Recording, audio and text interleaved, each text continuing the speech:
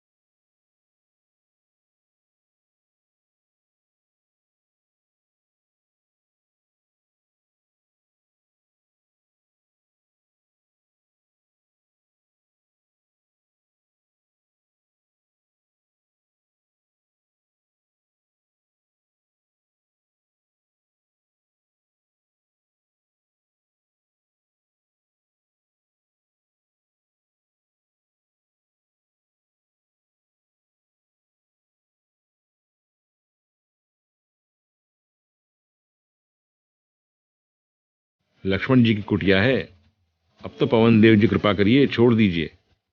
अगर शेष जी नाराज हो गए तो पृथ्वी हिलने लगेगी, आपको भी बहुत परेशानी होगी। कितना भी कहता है पर पवन देव जी कहाँ मानने वाले हैं। आंधी थमती नहीं है।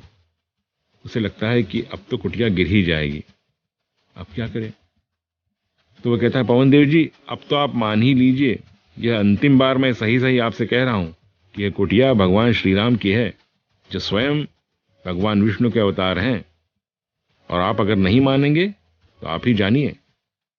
फिर कहता है, दुहाई है, कृपा करिए, इस कुटिया को छोड़ दीजिए। यह कुटिया मेरी नहीं है, यह कुटिया भगवान श्री राम की है। हर हाल में इसे छोड़ दीजिए, और जो भी करना हो कहीं और करिए। पवन पुत्र हनुमान का नाम लिया, लक्ष्मण जी का नाम ले चुका है, अब श्री राम जी का नाम लेके कह रहा है, हे पवन देव कृपा करके इस कुटिया को छोड़ दीजिए, यह भगवान श्री राम की कुटिया है। लेकिन पवन देव जी कहाँ मानने वाले थे? माने होंगे? बिल्कुल नहीं माने। बात सही है, पवन देव जी कहाँ मानने वाले थे? पवन देव जी माने नहीं। इस बार तेज झुका आया, कुटिया चरमराने लगी। बस लगा कि अब गिरी तब गिरी। तब वो उसमें से निकलता है, भागता है बाहर की ओर, कहता है, धत तेरे की। क्या कहता है वो? आप भी ऐसा ही कहते हैं ना? सोचिए सोचिए कितनी सिमिट्री है। वो भी धत तेरे की कहता है और आप भी धत तेरे की कहते हैं। ऐसा क्यों? इस पर विचार करना बहुत जरूरी है। उसने कुटिया बनाई पहाड़ पर, इसमें तो कोई गलती नहीं की। कुटिया बनाई, जीवन भर की उसकी वही कमाई थी। उसने एक कुटिया बना ली अपनी, लेकिन कुटिया बनाने के पहले उसने विचार नहीं किया कि कैसी परिस्थितियां आ सकती हैं। अगर उसके मन में कहीं यह बात आई होती कि मैं ऊंचाई पर कुटिया बना रहा हूं तो निश्चित ही तूफान आएगा, आंधी आएगी, तो वहां उसका ज्यादा प्रभाव पड़ेगा। ऐसी समझ होती तो नीचे बनाता, तो इस समय शायद इतनी विषम परिस्थिति नहीं होती। कुटिया टेढ़ी हो जाती, ढह जाती। वहां ऊंचाई पर जब कुटिया उड़ी होगी तो पता ही नहीं चला होगा कि कहां गया बांस, कहां गया पत्ता। लेकिन अगर नीचे होती, जमीन के लेवल पर होती, तो कुछ न कुछ तो अवश्य मिल जाता, जिससे वो फिर से अपनी कुटिया बना लेता।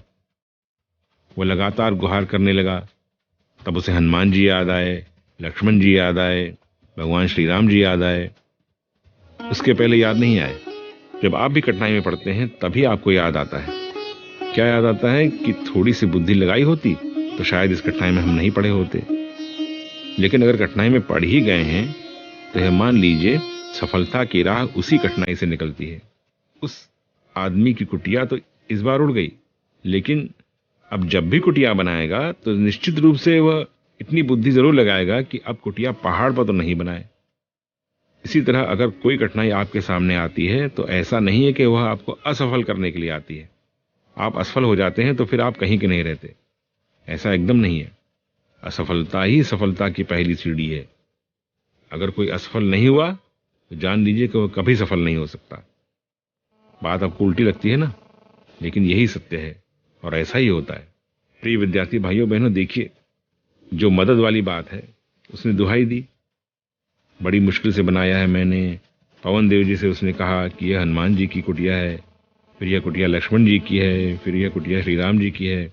मदद मांगता है तो मदद किसकी होती है? ईश्वर भी उसी की मदद करता है जो स्वयं अपनी मदद करता है। अगर आप स्वयं अपने लिए कुछ नहीं कर सकते तो कोई दूसरा आपके लिए क्या कर पाएगा? कुछ नहीं कर पाएगा, कभी नहीं कर पाएगा, न कभी किसी ने किया है। भगवान बुद्ध ने भी यही कहा है कि तुम्हें अपना निर्वाण स्वयं प्राप्त करना है। चाहे मैं या कोई और भी तुम्हारी इस रास्ता में सहायता कर नहीं सकता। चाहे मैं या और कोई तुम्हारी इस रास्ते पर मदद नहीं कर सकता। प्रिय विद्यार्थियों, इस बात को गांठ बांध कर रख लीजिए। आपको जो बनना है वह स्वयं अपने बूते बनना है। कोई आपकी मदद नहीं कर सकता।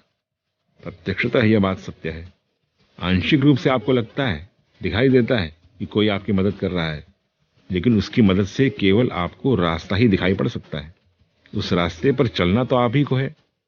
मंजिल पर आपको पहुंचना है, केवल आपको पहुंचना है। दूसरा आपके साथ उस मंजिल तक नहीं जाने वाला है। तो जिस मंजिल पर आपको अकेले पहुंचना है, अकेले जाना है, उसके लिए आपको वैसा ही करना पड़ेगा। किसी दूसरे की मदद से कोई लाभ नहीं होने वाला है। उसके लिए क्या करना होगा आपको? आपको अपना मूल्यांकन करना होगा। मूल्यांकन कैसे करेंगे आप? जरा विचारिए, वर्तमान में आप कहाँ हैं और क्यों हैं? इस प्रश्न का उत्तर अगर आप खोजें कि वर्तमान में आप कहाँ हैं और क्यों हैं, देखिए इसी में उत्तर निकलता है। भविष्य में आपको कहाँ जाना है और कैसे जाना है। मेरी बात आप समझ रहे हैं ना?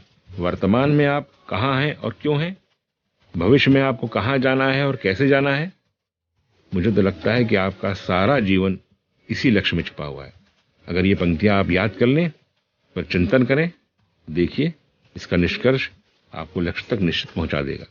अगर आप अपना मूल्यांकन नहीं कर सकते तो आप लक्ष्य नहीं पा सकते। मूल्यांकन कीजिए, विचार कीजिए, रास्ता आपका उसी में से निकलेगा। लक्ष्य आपको वहीं से दिखाई देगा जहां जाना है। लेकिन इसके लिए आपको लगना होगा, कोशिश करना होगा।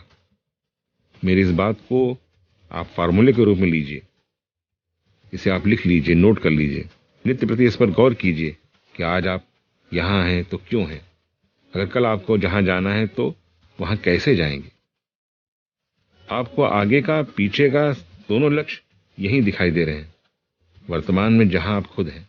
कोशिश कीजिए, निश्चित रूप से आप वहां उस लक्ष्य तक निश्चित पहुंचेंगे। कोशिश कीजिए, निश्चित रूप से आप उस लक्ष्य तक जरूर पहुंचेंगे। तो मित्रों, कैसी लगी आज आपको ये कहानी?